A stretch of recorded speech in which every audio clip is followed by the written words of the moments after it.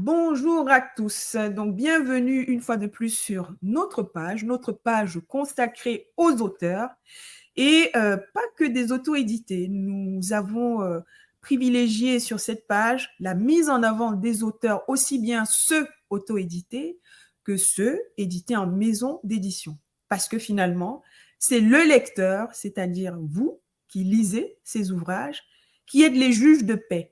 Lorsqu'un livre est bien écrit, il n'y a pas de discussion possible. Il est mis à la portée de tous et le lecteur tranche sur sa validité. Donc aujourd'hui, nous avons le plaisir et l'honneur de recevoir un auteur hors pair, un auteur qui n'a plus rien à prouver et qui nous vient tout droit d'Afrique, du Cameroun. C'est une personne qui a déjà à son actif quelques ouvrages et qui va se présenter en quelques mots. Joseph Mbarga, qui es-tu? Bonjour Denise, donc merci pour l'invitation. Je suis très heureux d'être là et de pouvoir discuter avec toi et à travers toi tous ceux qui suivent ta plateforme. Donc, Joseph Barga, je suis un auteur camerounais, donc j'ai déjà publié 4 recueils de nouvelles et un roman. Dans le tout dernier recueil de nouvelles, Contes de fées du continent, apparu il y a 3 semaines. Donc, je suis, on va dire, en pleine promotion, ce qui décuple ma joie d'être là aujourd'hui à discuter avec toi. Eh bien, nous allons enchaîner directement sur ce dernier recueil. Quelle est ta source d'inspiration? Voilà, parle-nous-en tout simplement pour attirer un lecteur qui voudrait découvrir les contes de fées. Du continent, entre guillemets. Du Alors, continent. on va dire, oui, voilà. C'est une petite promenade, on va dire, hein, dans la ville de Douala. C'est 10 nouvelles, donc c'est 10 lieux très particuliers, des noms assez spéciaux. Parce que pour moi, il y a cette interrogation sur les noms des lieux. Je me demande s'il n'y a pas une prédestination à ce que certains événements, certaines actions, certains faits se déroulent à ces endroits. Alors, je me suis dit, comme ce sont des nouvelles comiques d'ailleurs, comment est-ce que je peux intégrer cette toponymie-là, donc c'est un peu cette étude des lieux, n'est-ce pas, aux différentes histoires que je raconte. Mais par ailleurs, là, on parle de fées, féminin, fémania. C'est, en fait, on pourrait traduire de manière simple en disant que c'est des escroqueries, des arnaques que l'on voit, que l'on vit au quotidien et qui traversent tous les pans de la société. Et donc, vraiment, au quotidien, on vit ces histoires. Bon, je ne les ai pas reprises. Moi, j'en ai inventé d'autres selon un projet esthétique. Parce que, donc là, je me suis dit, cette schémanie-là, en fait, on peut dire qu'elle découle directement de ce que les anciens appelaient pléonexie et hubris. Or, donc la pléonexie, c'est cette soif inextinguible là, voilà, de toujours avoir plus, vous voyez, et notamment plus des richesses. Hein. Vous voyez, ça c'est notamment un de ces moteurs qui pousse ces personnes, ce type de personnes, à vouloir monter des arnaques, des escroqueries, etc. Et puis, l'hubris, c'est également c'est la démesure. En fait, c'est cette volonté, comme dirait certains, cette volonté de toute puissance. Voilà. Toute puissance en pouvoir, toute puissance en honneur, en gloire, toute puissance en argent. On y revient. Et donc, lorsqu'on réunit un peu tout ça, quand on agrège ça rapidement, comme tu as dit, Denise, on se rend quand même compte que c'est source de conflits potentiels. En tout cas, tout cela ne mène pas de la sérénité, de conflits internes dans la société elle-même, mais aussi peut-être au niveau des grands ensembles de pays, évidemment. C'est également source de conflits. Mais je dois dire qu'en lisant le livre, enfin, c'est des nouvelles, C'est des nouvelles qui se lisent d'un trait, avec un style très humoristique, très emballant. C'est vraiment d'une traite, je peux dire. On peut les lire d'une traite. Je dois dire que j'ai été séduite par l'imagination. Bon, c'est vrai que déjà à la base, Douala a ces noms assez particuliers. D'où te vient cette imagination finalement? Et alors, c'est important qu'on parle vraiment des lieux. Pour les lieux, aucun lieu n'a été créé justement. OK? Ce sont, mais le challenge, c'est ça, ça nous intéresse, nous, comme auteurs. Ça a été sur, on va dire, le projet justement esthétique, c'est comment faire que les histoires se déroulent à ces Mhm, endroits et que qu'elles puissent correspondre justement à ces lieux, et que les personnages puissent se mhm, mouvoir de façon tout à fait naturelle à ces endroits. Donc, mhm, quand c'est pour un coach à Kathmandu, voilà, c'est un lieu qui existe, s'entend surprenant à Cour suprême. Donc, il y a, où il y avait en tout cas un lieu qui avait ce nom, que c'est à la rue de la Joie de Diego. Il y en a plusieurs, mais comment on va dire, à cet exercice, il y a des rues, n'est-ce pas, qui sont plus joyeuses que d'autres. moi, j'aurais aimé savoir, est-ce que tu as un rituel particulier lorsque tu écris, en fait? Mais lorsque je suis dans un projet et que je peux vraiment euh, y aller à fond, j'essaye de me lever tôt, en fait, et puis de Mhm, commencer à travailler. Bon, moi, je suis café, thé, mhm, bah, donc, c'est essentiellement ça pour moi. Hein. C'est euh, pas de rituel particulier. Euh, sur certains projets, je fais des recherches en amont, je continue à faire pendant que je travaille et aussi, mhm, même lorsque le travail est terminé, au moment de la relecture, des échanges avec d'autres personnes, avec des éditeurs, etc. Il faut pas considérer que le travail se fait uniquement lorsqu'on est assis à sa table de travail. En fait, vous mhm, pouvez être en train de marcher, vous voyez. Puis il y a cette mhm, idée sur laquelle vous butiez pendant longtemps. Euh, mhm. il y a comme une illumination. Et là, quand vous rentrez, c'est tout à fait clair. Quoi. Donc, c'est un peu partout. Et il y a quelque chose qui se passe aussi lorsqu'on est en train de travailler. Donc, il faut être alerte. C'est comme, entre guillemets, une sorte de conspiration un peu Mhm. de l'univers qui vous envoie comme des réponses, comme des petits signes. Alors, il faut être prêt à les capter, à les saisir, à les utiliser comme il faut. Tu as déjà publié 4 livres. Qu'est-ce que tu trouves de vraiment difficile dans l'écriture? En fait, moi, je considère que c'est un mix entre un peu comme des moments d'exaltation, on va dire, et des moments où j'aime bien le mot en anglais tout ça, où on est un peu là face à l'écran, où ça fait blanche. Mhm, Il faut juste être conscient que ces deux moments, ces deux phases existent, qu'elles alternent, et puis continuer à travailler. Donc, c'est vrai qu'il y a des moments où on a l'impression qu'on stagne un peu. quand tu développes tes personnages, donc j'imagine que tes personnages, c'est ceux de la vie réelle. Tu les adaptes simplement à un contexte particulier. C'est toujours un mix. C'est-à-dire que c'est à la fois des personnages imaginaires et puis Mhm, on peut prendre quelques traits de mhm, personnages qu'on connaît. mhm. Voilà, et on met tout cela ensemble. Et c'est ça qui rend un personnage intéressant et vivant. Mais chez moi, en tout cas jusque-là, les personnages sont d'abord, on va dire quoi, du papier. C'est-à-dire que c'est plutôt D'accord. du virtuel vers le réel. Un peu moins dans l'autre sens. Par contre, je pense que ce qui peut être intéressant et les rendre vraiment,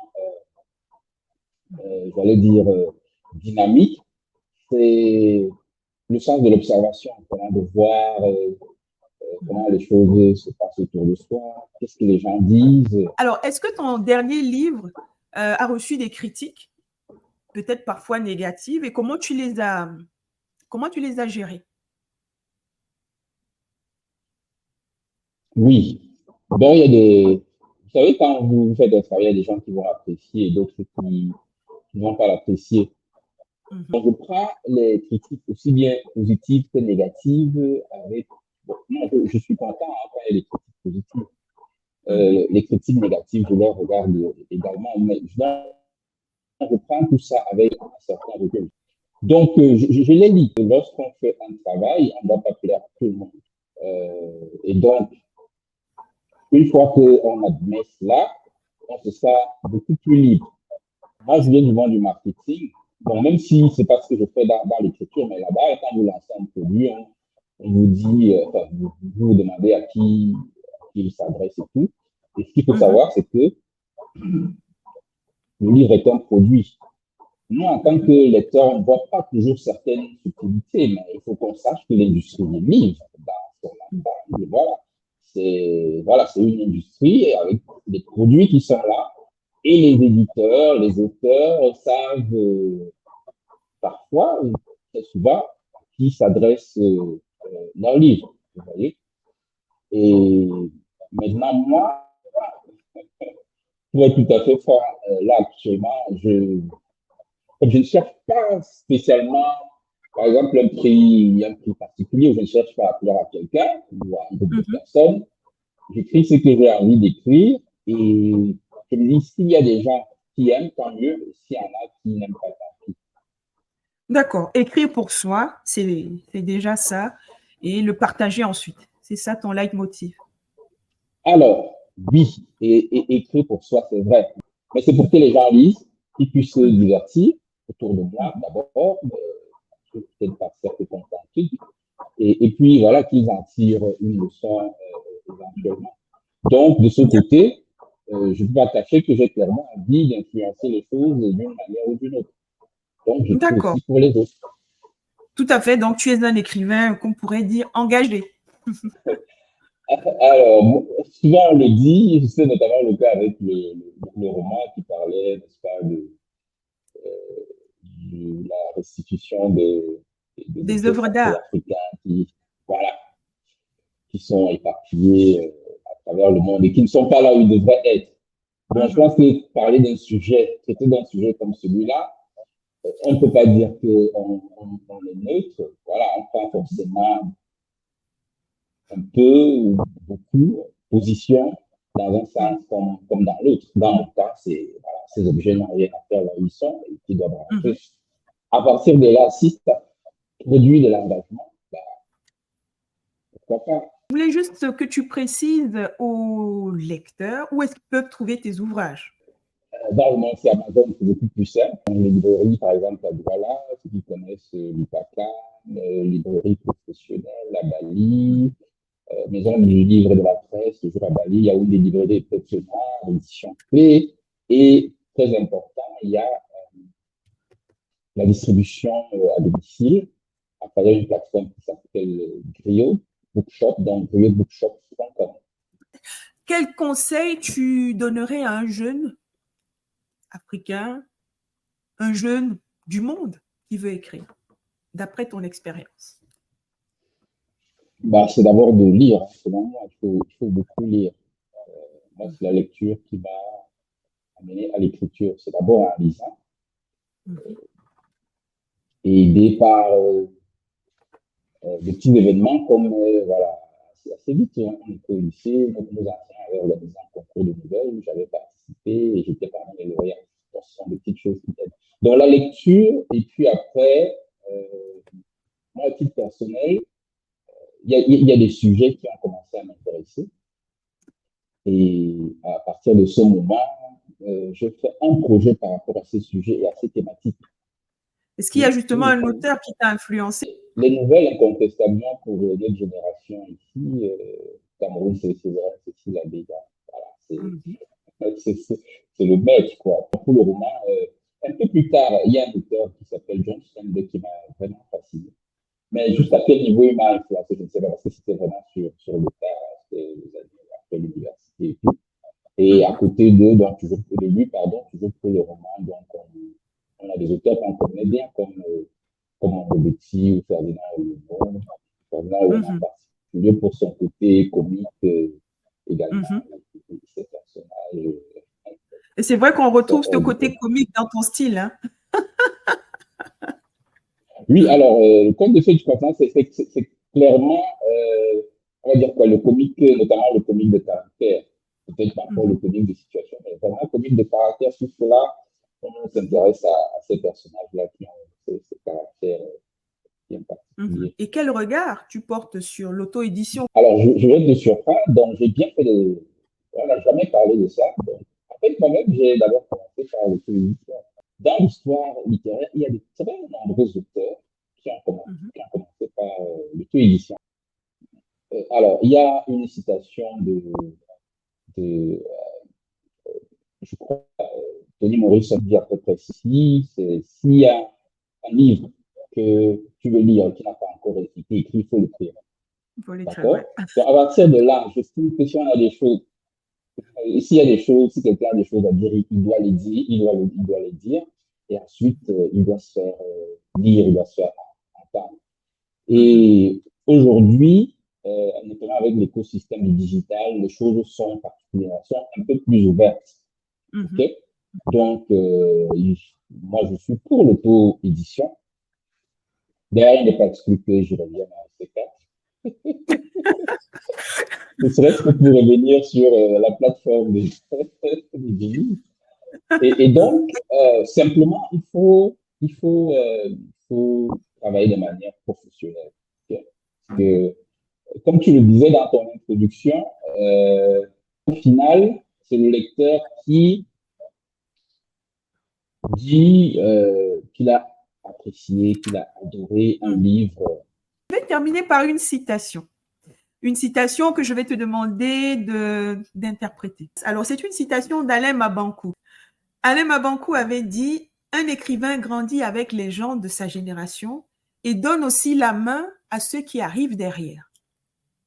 Est-ce que ça te parle dans les textes que tu proposes? Effectivement, que euh, l'écrivain, l'écrivaine est d'abord une personne de son temps, avec Mhm, qui propose des textes, des livres à ses lecteurs, à ses mhm, lectrices.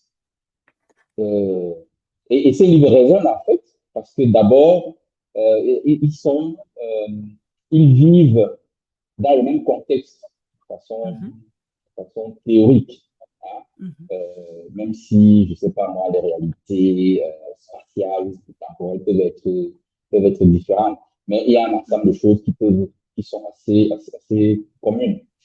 mhm, Euh, Maintenant, bah, voilà, il tend la main à ceux qui vont revenir, c'est-à-dire d'autres écrivains, d'autres lectrices, d'autres lecteurs par la suite.